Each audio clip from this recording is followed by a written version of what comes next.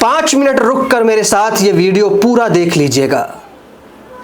कल को ये वारदात आपके साथ भी, आपके बच्चों के साथ भी हो सकती है। जेएनयू के छात्र नजीब अहमद को जमीन खा गई या आसमान निगल गया। न अमित शाह की धुरंधर पुलिस खोज पाई, न सीबीआई के रणबांकुरे उसका पता लगा पाए। क्या नजीब को मुसलमान होने की सजा मिली है?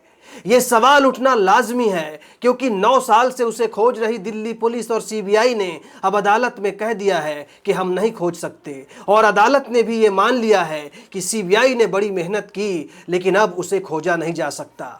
नजीब अहमद ऐसा गायब हुआ कि अब 9 साल बाद भी उसका कोई सुराग नहीं मिला। नजीब जेएनयू में बायोटेक्नोलॉजी का छात्र था, लेकिन अब वो एक नाम नहीं, एक सवाल बन चुका है। एक सवाल जो देश की सबसे बड़ी जांच एजेंसी सीबीआई से भी नहीं सुलझा, और अब कोर्ट ने भी कह दिया है मामला बंद। 15 अक्टूबर 2016 को नजीब आखिरी बार जेएनयू के माही मांडवी हॉस्टल में देखा गया।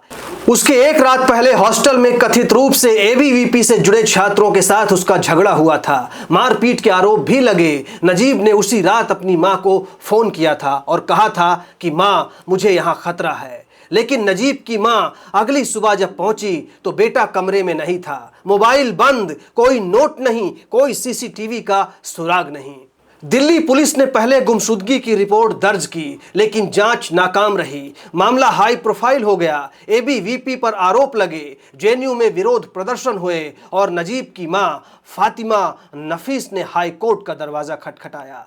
कोर्ट ने सीबीआई को जांच सौंपी। उम्मीद जगी कि अब नजीब को इंसाफ मिलेगा, लेकिन सीबीआई की जांच भी नतीजा नहीं दे सकी। कई जगह छापे मारे गए, देश भर में तलाशा गया, लेकिन कोई सबूत नहीं मिला।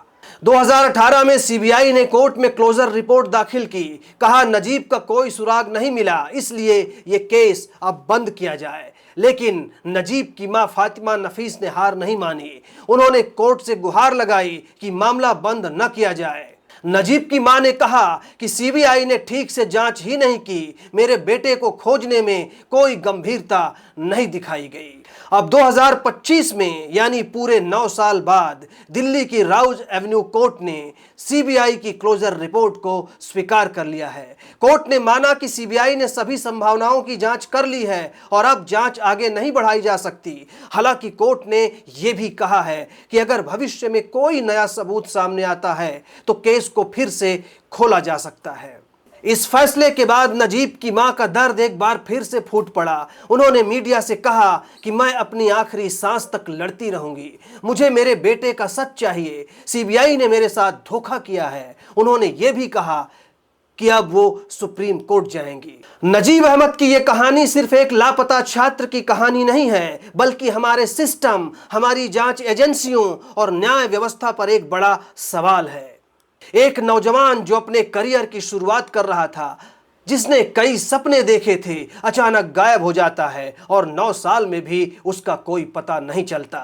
इस देश में अगर राजधानी के सबसे प्रतिष्ठित यूनिवर्सिटी कैंपस से एक छात्र गायब हो सकता है, तो उसे ढूंढने में सीबीआई तक नाकाम हो जाए, तो सोचिए बाकी देश की हालत क्या होगी। क्या यह सिर्फ एक गुमशुदगी का मामला है, या कुछ ऐसा जो हम सब की आंखों से छिपाया जा रहा है? सवाल अब भी वही है कि नजीब कहां है और क्या उसे कभी भी इंसाफ मिल पाएगा?